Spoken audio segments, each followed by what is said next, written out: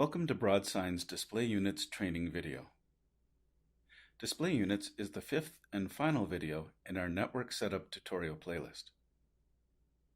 In this video, we will gain an overview of display units, add some folders, add a display unit, and then we'll edit some important display unit properties.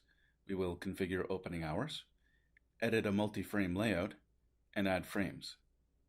Finally, we'll clone display units and associate a player to a display unit. BroadSign uses the term display unit to refer to an individual screen on your network. Display units bring together several settings required for each screen. Now let's create a few display units in the administrator. To keep things organized, we'll first create a few folders. If you have an existing folder structure, you can skip ahead to Adding Display Units. From among the resource tabs on the left, select Display Units. Then from any ribbon up top, click the folder icon. Let's call this first folder Network 1 and click Finish. You'll see the folder appear in the folder panel. Let's create one more called Network 2. Click on the folder icon,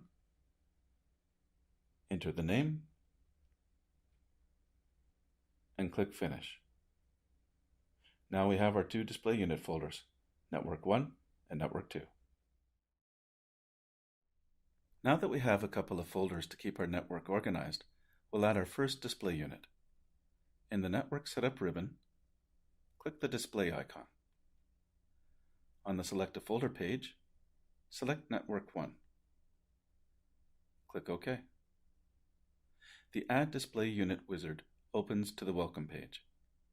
As with all names you enter in the software, the more descriptive the better. For my example, I'll call this display unit Location 1 Main Lobby Screen.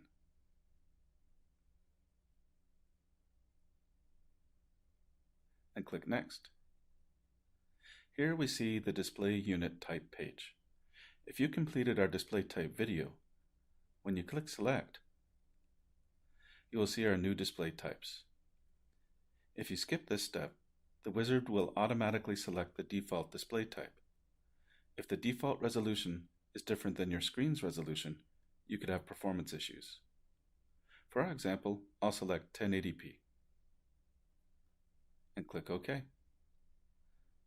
Then click Next. The criteria selection page opens. This is an extremely important aspect of the software. It allows us to target large networks efficiently. Here, we will select from among the criteria that we added in the criteria video. This display unit is going to be in London, in a retail network.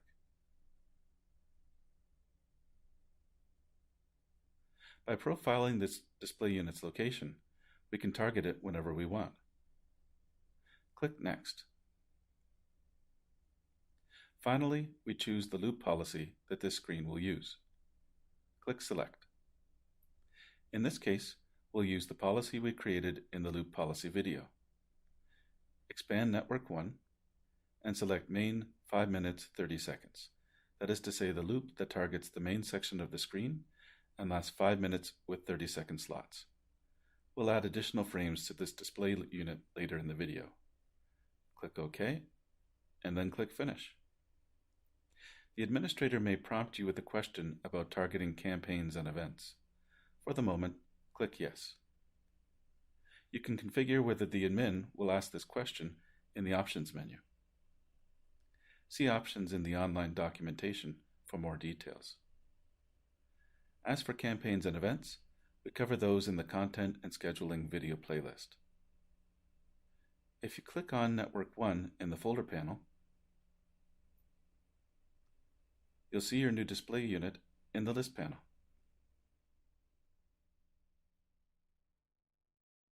We now have our first display unit, which by default will run 24/7 all year and will play in full screen layout. To make modifications to this, we can double-click our display unit or select Edit from the view bar. When we open the properties of the display unit, we can see information we've already entered, along with several other options. First, we're going to change the opening hours. So click on the Day Parts section on the left, and then the Opening Hours tab up top. Configuring the opening hours is as simple as arranging them on the grid. You can select multiple days by pressing the Control key on your keyboard and then clicking each day you want to change. So I'll press Control and then select weekdays, Monday through Friday. To change the opening hours for these weekdays, click on the double black bar at the top of the calendar and drag them to the time you want. I'll change my weekday opening hours to 9 a.m. and double-click the black bar at the bottom to change the closing time. I'll change weekday closing time to 6 p.m.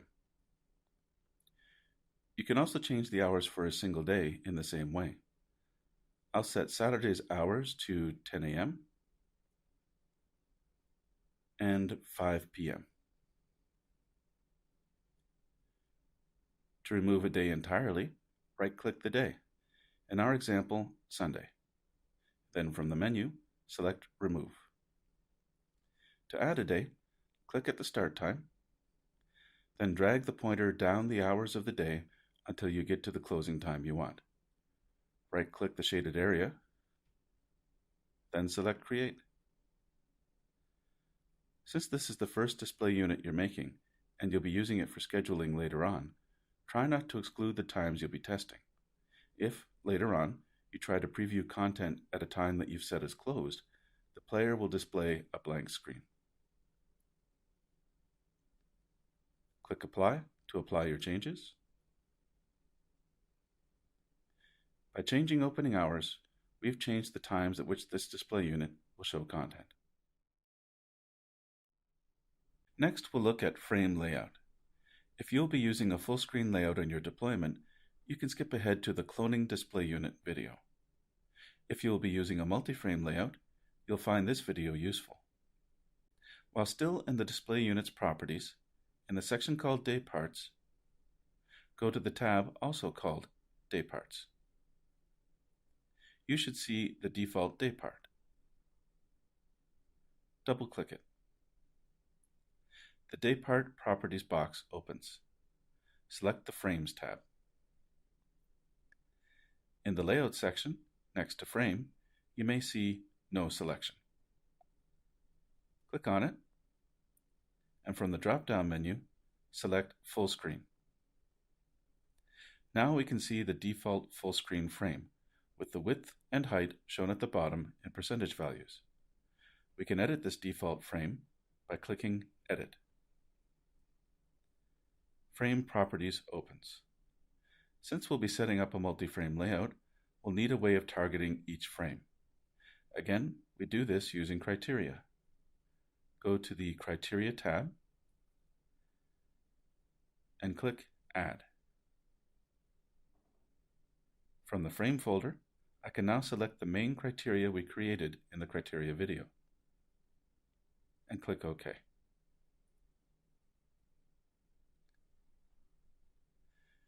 To close Frame Properties, click OK. As mentioned in an earlier video, we can say yes to this question. I can now change the dimensions of the frame. I'll change both the width and height to 80% of their original values. This is extremely important to image quality. By keeping the percentages the same, I'm able to ensure that the aspect ratio also remains intact. And click Apply.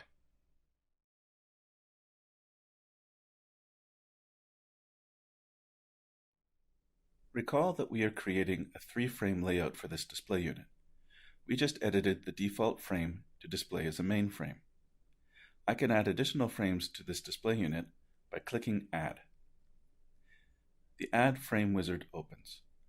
Our 2 other frames in this 3-frame layout will be Sidebar and Ticker Frame.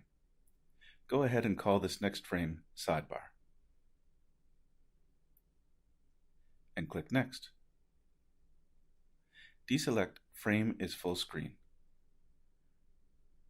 Change the width to 20 and the height to 80.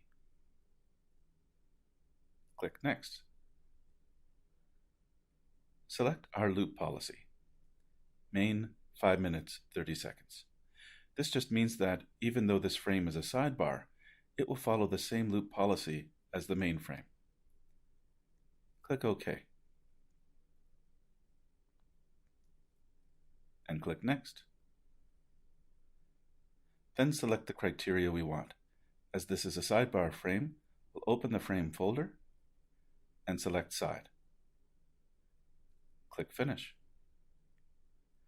Once we've created the frame, if there is a conflict with another, the software will highlight this in red.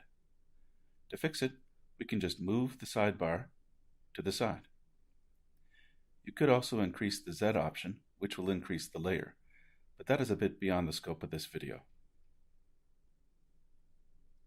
Click Apply to set the sidebar frame in place. Finally, we'll add a bar frame at the bottom of the screen for our ticker feed. Note that this does not mean that we have to schedule a ticker to it. This bar frame at the bottom of the screen could display any type of content. Click Add. Name the frame Ticker.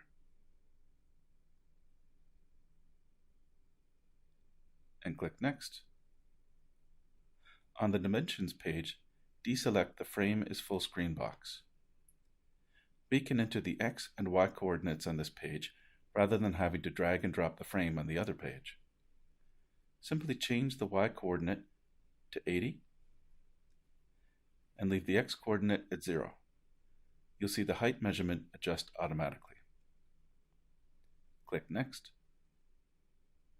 At the moment, we do not have an unlimited loop policy, which would work best for a ticker feed, but we can do that here very quickly. Click Select. Click on the Network 1 folder.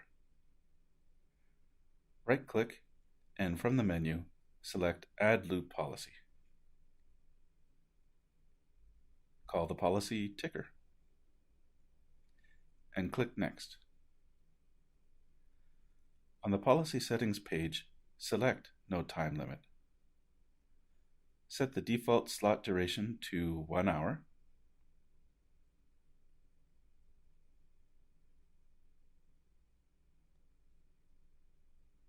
And click Finish. And select your new loop policy. If it doesn't appear right away, just close and reopen the folder and it'll appear. Click OK. And then click Next.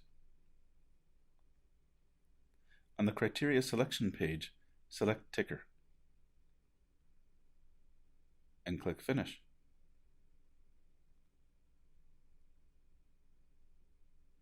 Notice that the administrator placed the ticker bar in the correct position. There's no need to click Apply. We have the frames in place for a 3-frame layout.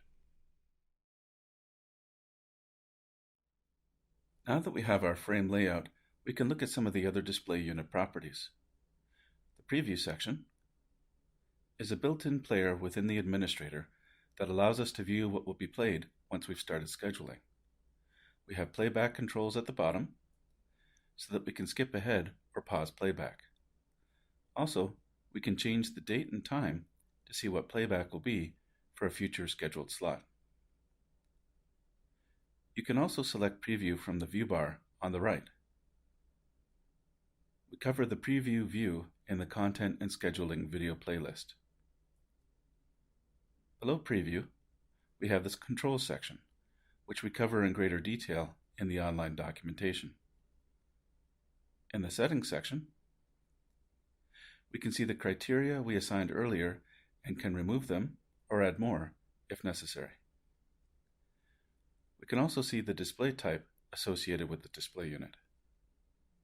We cover contacts, time zone, variables, and mobile in our online documentation. Now that we have our first display unit configured, let's make some more. Rather than go through all steps each time we add a display unit, we can treat location 1 as a template. First, from the list panel, select the display unit that will act as the template. In the Network Setup ribbon, in the section on the right called Clone, select Display Unit. The Clone Display Unit wizard opens. We can give our next screen a name. Let's call it Location 1, Zone 2. Though you can clone a display unit multiple times, we'll clone ours just the once. And click Next. On the Cloning Depth page, we have the option to also clone the display unit scheduling. At this point, we haven't scheduled anything to play, so we'll leave it as it is. But if this was a live network, and you had some scheduling, some images and videos, you could clone them as well. Click Finish. So let's clone another display unit. Select the display unit icon.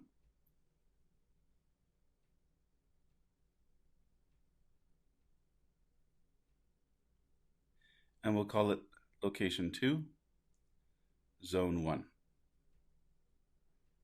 Click Next and Finish. And create one more, calling it Location 2, Zone 2.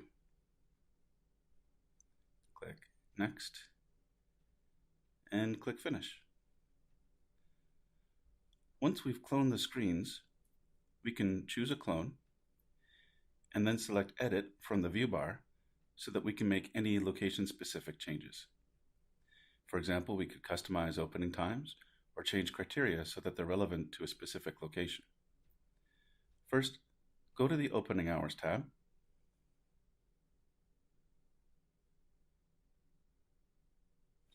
And let's say this location closes earlier on Thursday and Friday than the other locations. And select Thursday and Friday. Move the closing time back an hour. And instead of being in London, this screen is located in New York. So go to Settings, and under Criteria, we can remove the London criterion and add the New York criterion from the geographical criteria folder we created earlier. Small changes like this allow us to skip configuration of settings that can be time-consuming to reproduce. By default, each display unit represents one of the screens on your network. To make the link between the Broadsign administrator and the real world, we need to associate each display unit with a physical player. Please note, there are exceptions to the one player per display unit recommendation. For more details, see the online documentation.